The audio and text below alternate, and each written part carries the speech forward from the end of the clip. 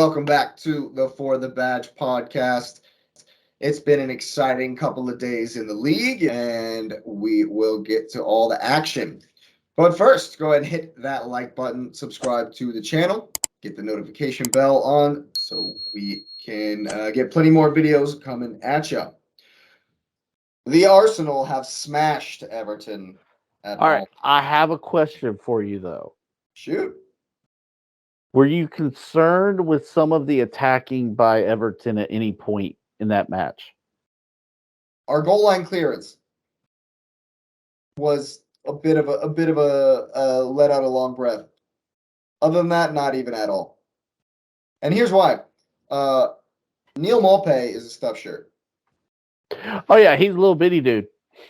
He's not good. He can't do anything. Now Iwobi, he played pretty well, I thought. I love Alex Iwobi. I'm a fan. I was a fan when he was at Arsenal. I love that he likes to take men on. He has zero attacking threat. Yeah.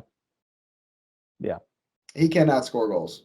No. So when I saw the lineup, I was not worried about them scoring goals at all. And the game went exactly as far as like how the dynamics of the game and how it flowed or whatever. It went exactly like I thought it would.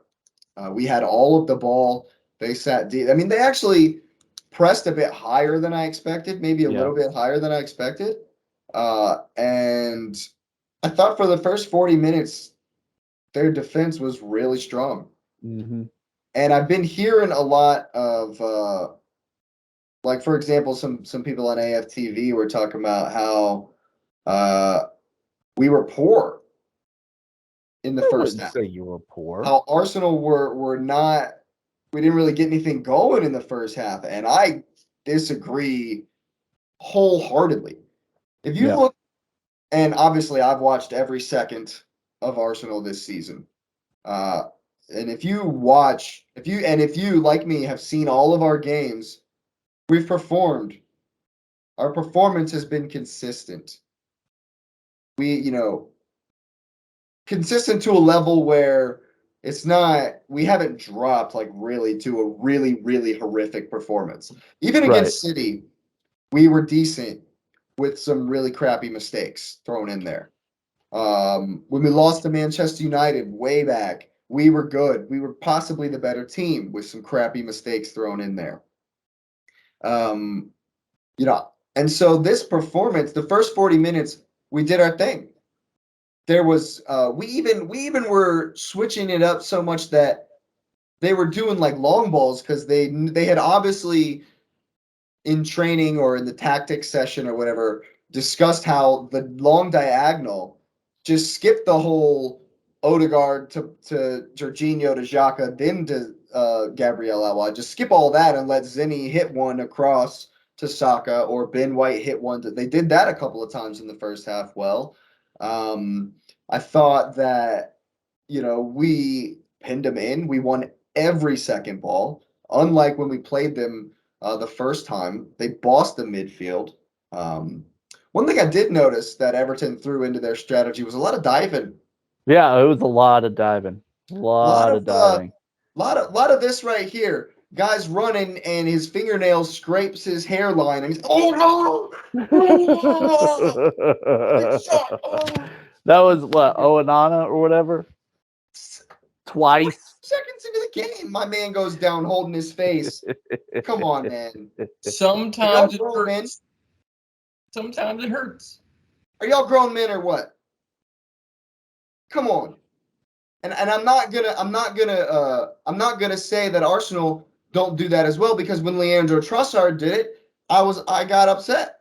I was like, dude, come on. What are you doing? What are you doing, man? If they touch your face, you're not dead. Sometimes they are. No. For like 5 seconds, they're dead.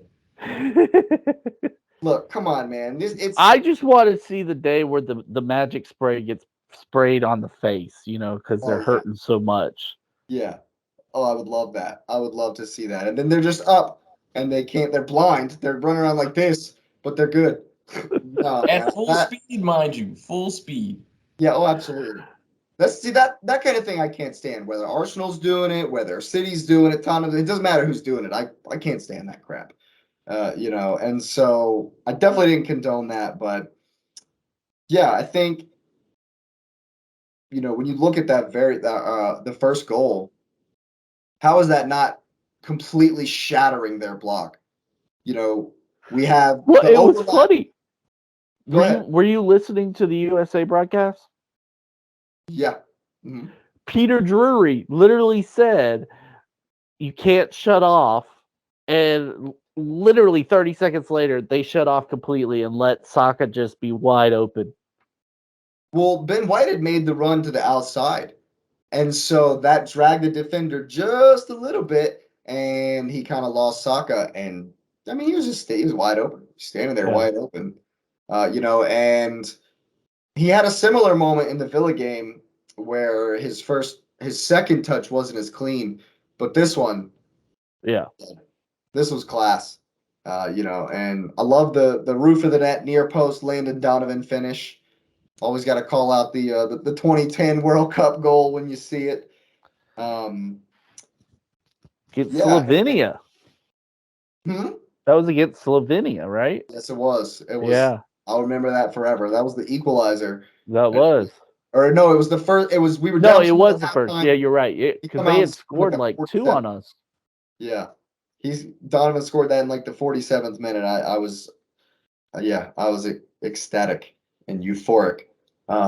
But and then I think that sometimes when we talk tactics and we talk about the flow of a game, the dynamics of a game, it can kind of get lost how like jarring the goal is, how much effect scoring the goal can be. Everton were stout for 40 minutes. They gave a goal and crumbled. The Lewis knows all about that. I mean, not 4 minutes later, the high press, and you know how I love the high press. You know how I talk about that's a key component of champions. High press causes a mistake, we punish them. That's what Yeah. City did. That's what we need to. We need to be just like City did to us, ruthless, and that's what Martinelli was. Made it look easy. Made it Yep. look easy. Um, yeah, so I'm happy. I'm happy with the performance. It's our game in hand. We're 5 points clear. I thought I didn't think Jorginho was bad. He wasn't his best performance, He but got overran a few times. yeah, I agree with that. When it got stretched and they were on the break, yeah, and when that happens, I'm just like I'm not even looking at him to make the recovery run. Yeah. I'm like yelling at somebody else to get back because I don't see him making the recovery run in the last ditch tackle. Granit Xhaka, maybe. Even Odegaard has made some lung bust and recovery runs to get back. But when Partey come on at halftime, It lock. was it was locked down. Yeah, he's just yeah. Um, I I thought that this was the first real Arsenal performance that we've seen in a month. mhm. I mean, I I mean, really did. I came away with it thinking, okay, that's the Arsenal that ran out to the lead that they had, and take it being Everton out of it, even though Everton did get the win at home in the reverse fixture. Arsenal looked very calm, cool, collected. They held the ball. I know at one point, uh, Everton had 10 guys, within 25 yards of within 25 yards of goal. And Arsenal just sat there and passed it around and was trying to find openings. And they did. There was no like, oh, they're, you know, side to side. They were still working it. And there were plenty of openings still. Absolutely. Absolutely. I agree with that for sure. I think that we did show an incredible defensive performance last time out versus Leicester, but this time we put it all together, Yep. put everything together for this one. I mean, it was just full of positives. Kieran Tierney comes in, and I don't know if you saw at the end of the game when Tierney come in for Zinchenko, but he was inverting as well.